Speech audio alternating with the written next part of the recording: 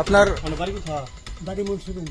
বাংলাদেশের পূর্বাঞ্চলের 11টি জেলার 77টি উপজেলা যখন ভয়াবহ বন্যার কবলে, ঠিক তখনই দেশ থেকে অবৈধ পথে বিদেশে পাড়ি দিতে ব্যস্ত স্বৈরাচার হাসিনার দোসররা। বিশেষ করে এমপি মন্ত্রী এবং আওয়ামী লীগের বিভিন্ন বড় বড় পদে থাকা নেতাকর্মীরা সীমান্ত দিয়ে একটি অবৈধ সিন্ডিকেটের মাধ্যমে পালানোর পায়তারা করছে, যাতে রয়েছে বিচারকরাও। বাংলাদেশের সিলেট বিভাগের কয়েকটি জেলা, চট্টগ্রামের খাগড়াছড়ি এবং কুমিল্লা সহ নোয়াখালী এবং ফেনীতে ভয়াবহ বন্যায় সারা বাংলাদেশের ছাত্র জনতা ঝাঁপিয়ে পড়েছে, বাড়িয়েছে সহযোগিতা এবং সহমর্মিতার হাত। যারা এই বন্যার্তদের পাশে নিজের জীবন বাজি রেখে দাঁড়িয়েছেন, তাদের প্রতি বিনম্র শ্রদ্ধা জানিয়ে শুরু করছি আজকের অনুসন্ধান। শুরুতেই বিচারপতি মানিক প্রসঙ্গ। কেউ বলছে মানিকা, কেউ বা কালা মানিক, কেউ কেউ আরও ভয়াবহ গালিগালাজ করছে। তবে একজন বিচারপতিকে এভাবে গালিগালাজ করা আদৌ শোভনীয়? আইন অনুযায়ী প্রত্যেকটি মানুষের বিচার পাওয়ার অধিকার রয়েছে।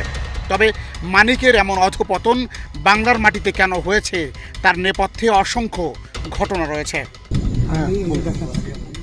এই ব্যক্তি বিচারপতি হিসেবে দেশের ইতিহাসে ন্যাক্কারজনকভাবে নিরীহ মানুষকে অপরাধী হিসেবে বিচারের কাঠগড়ায় দাঁড় করানো সহ অবৈধভাবে ফাঁসি কার্যকরের ভূমিকা পালন করেছে। দেশমাতৃকার মুক্তি সংগ্রামের সর্বোচ্চ ভূমিকায় থাকা প্রেসিডেন্ট জিয়াউর রহমান বীরুত্তমকেও রাজাকার তকমা দেওয়ার চেষ্টা করা হয়েছে।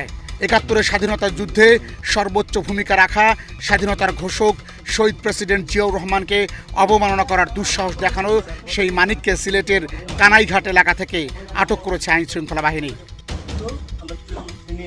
পরে সাবেক বিচারপতি মানিককে আদালতে তোলার দৃশ্যপটে দেখা যায় জনরোষের চিত্র।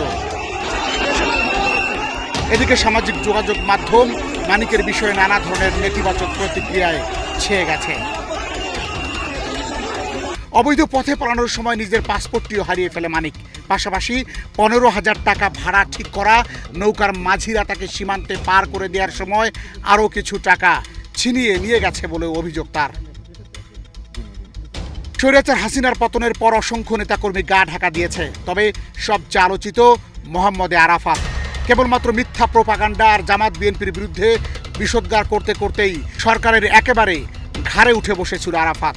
আরাফাতের দম্ভ এবং ব্যক্তিত্বহীন প্রলাপ দলের পরিশীলিত কর্মীদেরও ক্ষুব্ধ করেছিল। কোনো পলিটিক্যাল ক্যারিয়ার না থাকলেও জয়ের বন্ধু পরিচয়ে আর গলাবাজি করেই বাগিয়ে নিয়েছিল সব সুবিধা। 24-এর ছাত্র জনতার গণ অভ্যুত্থানে আরাফাতের ঔদ্ধত্য দেখে অবাক গোটা দেশ। সেই আরাফাতকে প্রশাসন খুঁজে পাচ্ছে না কেন, সেই প্রশ্ন দেশবাসীর। একই সাথে তার সাথে এমপি নির্বাচনে বেশি ভোট পেয়ে হেরে যাওয়ার দাবিদার হিরো আলমও খুঁজছে আরাফাতকে। এখন পর্যন্ত মোটা দাগে সালমান এফ রহমান, আনিসুল হক, পলক, তাজুল, দীপুমণি সহ বেশ কয়েকজন গ্রেফতার হয়েছে। এর বাইরেও রয়েছে অনেক রাঘব বল। এসব রাঘব বলদের বাইরেও অনেক আমলা রয়েছে যাদের সম্পদের তথ্য ধীরে ধীরে বেরিয়ে আসছে। এশিয়ান টেলিভিশনের অনুসন্ধানী দল তা ধারাবাহিকভাবে আপনাদের সামনে তুলে ধরবে।